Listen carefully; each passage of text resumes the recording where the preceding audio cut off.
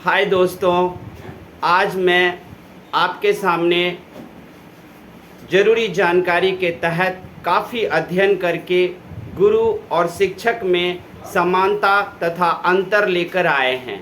गुरु क्या होता है और शिक्षक क्या होता है, इस बात की आपको ज़रूरी जानकारी मिलेगी। मैं दोनों के बारे में ही बताऊंगा, फिर आपको तय करना है कि कौन अच्छा है, गुरु या शिक्षक।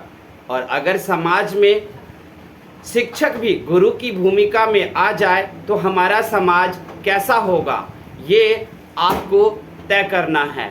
अगर शिक्षक गुरु की भूमिका में आए तो ये सारा समाज पवित्रता से भर जाएगा, क्योंकि इस दुनिया में जो कुछ भी गड़बड़ हुआ है, समाज में अव्यवस्था फैली है, वो शिक्षक के कारण हुआ है, गुरु के कारण नहीं हुआ है। तो आइए हम देखते हैं कि गुरु और शिक्षक में क्या समानता है। सबसे पहले आप देखोगे कि गुरु क्या होता है और शिक्षक। तो गुरु और शिक्षक को दोनों को आप अलग अलग कर लें। गुरु, सबसे पहले गुरु पेड नहीं होता, मतलब इनको कोई सैलरी नहीं मिलती है। शिक्षक पेड होता है और इनको एक सैलरी मिलती है। गुरु दिव्य अलौकिक ज्ञान से भरा होता है, जबकि शिक्षक आपको सांसारिक लौकिक ज्ञान से भरा होता है। गुरु जीवन भर का साथ और सपोर्ट आपको देगा, लेकिन शिक्षक अल्पकालीन साथ देगा। गुरु के ज्ञान का दायरा काफ़ी विस्तृत होता है, जबकि शिक्षक के ज्ञान का दायरा सीमित होता है। गुरु में कुछ उदाहरण लीजिए। वशिष्ठ, विश्वामित्र, वेदव्यास, अगस्त्य, दुर्वासा, परशुराम और बलराम जैसे गुरु हुए हैं, जो पूरे समाज को, दुनिया को निस्वार्थ सेवा दिए हैं। जबकि शिक्षक द्रोणाचार्य, कृपाचार्य और आज के स्कूलों में जो शिक्षक देख रहे हैं, वो गुरु के छवि को कभी बलराम, विश्वामित्र या वशिष्ठ ने कलंकित नहीं किया है, जबकि शिक्षक के छवि को द्रोणाचार्य और कृपाचार्य ने कलंकित किया है। गुरु दक्षिणा के रूप में कुछ भी ले लेते हैं। जब आपका ज्ञान पूरा हो, पढ़ाई पूरा हो, तो गुरु आपको कहेगा 1.25 रुपये दे दो, 5 रुपये दे दो।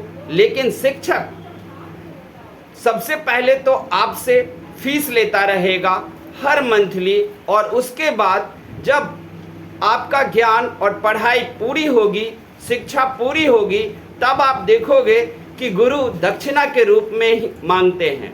आपने अपने धर्म ग्रंथों में देखा होगा, वशिष्ठ, बलराम, विश्वामित्र, परशुराम ने कभी किसी से कोई दक्षिणा शिक्षा समाप्ति के बाद भी नहीं मांगा है, जबकि द्रोणाचार्य ने शिक्षा समाप्ति के बाद उन्होंने कौरव और पांडवों से महाराज द्रुपद को जीत कर लाने की गुरु दक्षिणा मांगा। तो आज के दौर में जो ये शिक्षक और गुरु बदनाम हुआ, वो द्रोणाचार्य से ही शुरू हुआ, क्योंकि द्रोणाचार्य के ऊपर ये इल्ज़ाम आज भी लगता है कि उन्होंने ही गुरु के पद को कलंकित किया और शिक्षक जैसे नए एक मतलबी और व्यावसायिक रूप में दुनिया में लाया। क्योंकि द्रोणाचार्य अगर गलती नहीं करते तो आज के शिक्षक गलत कभी नहीं होते, सबके सब गुरु ही रहते। पहले तो सबके सब गुरु ही थे, द्रोणाचार्य भी गुरु ही था। अर्जुन सीधा कहता है, मैं गुरु द्रोण शिष्य हूँ।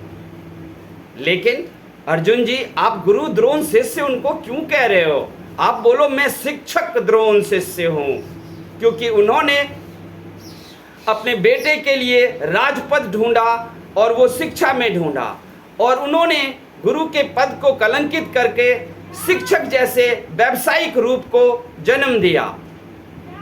गुरु तो अगस्त्य भी थे, पूरी दुनिया को मोटर का आविष्कार करके दिया, लेकिन द्रोणाचार्य ने पूरी दुनिया को कौन सा आविष्कार करके दिया? कृपाचार्य ने कौन सा आविष्कार करके दिया? वो सिर्फ एक व्यवसाय को चलाते रहे। शिष्य गुरु कभी भी शिष्य से कोई आशा नहीं रखता, जबकि शिक्षक शिष्य से आशा रखता है। गुरु आधुनिक ज्ञान भी देगा, आध्यात्मिक ज्ञान भी देगा, परलोक ज्ञान भी देगा, विधि विधान का भी ज्ञान देगा, जबकि शिक्षक सीमित क्षेत्र में ज्ञान देगा, एक विशेष कोर्स करा देगा आपको, या एक विशेष तरह का ज्ञान दे देगा। उनके पास सामाजिक ज्ञान शिक्षक के पास नहीं होता है, जबकि गुरु के पास सामाजिक, दैविक, लौकिक, अलौकिक सभी तरह के ज्ञान वो देते हैं। वो अपनी पूरी निष्ठा से एक शिष्य को समाज के भांति तैयार करते हैं, जबकि शिक्षक को इससे कोई मतलब नहीं होता। शिक्षक को आप उसकी फीस को दोगे और वो आपको आकर एक बुक, एक किताब या एक विशेष क्षेत्र को पढ़ाकर चल देगा। गुरु शिष्टाचार देता है, गुरु आपको एक सामाजिक बंधन में बांध कर देता है और आप कभी कोई समाज में गलत काम नहीं करते हो, समाज के नियमों को कभी कलंकित नहीं करते हो। लेकिन शिक्षक एक विशेष ज्ञान देकर वो अपनी ड्यूटी से छुट्टी पा लेते हैं। कभी भी सामाजिक ज्ञान पर कोई शिक्षक चर्चा नहीं करते हैं और यही वजह है कि आज के दौर में आप देखोगे कि स्कूल से पढ़कर निकले हुए बच्चे असामाजिक काम भी कर बैठते हैं, और इसमें मैं सारा का सारा दोष दूंगा शिक्षक को, क्योंकि शिक्षक ने अपना कर्तव्य नहीं निभाया। शिक्षक का पोशाक होता है, उसका वर्दी होगा, यूनिफॉर्म होगा, एक विशेष तरह के गुरुकुल में या विशेष तरह की संस्था में एक ड्रेस वर्दी या ड्रेस कोड तैयार किया जाएगा, जबकि गुरु का कोई भी ड्रेस कोड नहीं होगा, वो कुछ भी पहन सकते हैं। आप ये ना समझ लेना कि लंगोटी वाला बाबा ही गुरु होगा, लेकिन लंगोटी वाला बाबा गुरु हो भी सकता है। एक गेरुआ वस्त्र या भगवा वस्त्र में गुरु होगा, ये कोई जरूरी नहीं है, लेकिन गुरु गेरुआ वस्त्र या अन्य वस्त्रों में भी वो हो सकता है। बस ये है कि गुरु वो होगा जो किसी भी रूप में हो, कोई भी ड्रेस कोड में हो, लेकिन वो आपको सामाजिक, दैविक, आध्यात्मिक और शिष्टाचार से भरपूर ज्ञान देगा। जबकि शिक्षक आपको एक ड्रेस कोड में बंद करके एक विशेष प्रकार का ज्ञान दे देगा। आप देखोगे गुरु का अगर जीवन परिचय देखोगे तो आपको उत्तम मिलेगा। हमेशा कोई भी गुरु का पूरा जीवन परिचय देखना तो किसी तरह का कोई उनमें कलंक नहीं मिलेगा, कोई दाग नहीं मिलेगा। जबकि आप शिक्षक के जीवन परिचय को देखो, उनके जीवन में कई तरह के दाग आपको मिलेगा, कई तरह की उन्होंने अपने जीवन में कई तरह के बुरे कार्य भी किए हैं, लेकिन कोई गुरु कभी नहीं कर सकता, क्योंकि गुरु आत्मिक होता है, गुरु सामाजिक ज्ञान देता है, जबकि शिक्षक नहीं। गुरु हमेशा निस्वार्थी होता है, जबकि शिक्षक स्वार्थी होता है। तो हम यही कहना चाहेंगे कि यही है गुरु और शिष्य में अंतर।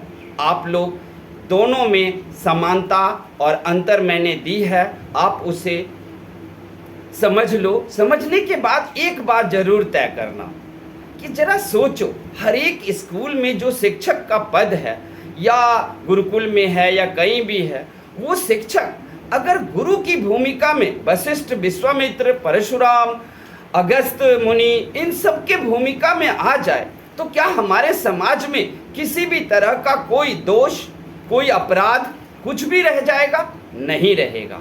हर एक शिक्षक अगर गुरु की भूमिका में आ जाए और हर एक शिक्षक अपने आप को गुरु समझे और गुरु की भांति सामाजिक, दैविक, अलौकिक ज्ञान से अपने बच्चे को भरपूर रूप से तैयार करे और फिर समाज में उतारे, तो यही समाज स्वर्ग होगा। आप लोगों को भी पता है कि स्वर्ग और नरक किसी ने नहीं देखा, कहाँ है या नहीं है। समाज हमारा अपराध मुक्त हो, सोसाइटी हमारा बिल्कुल मित्रता, प्रेम, शांति से भरा हो, इसी को स्वर्ग कहते हैं, क्योंकि हमने स्वर्ग और नरक तो नहीं देखा।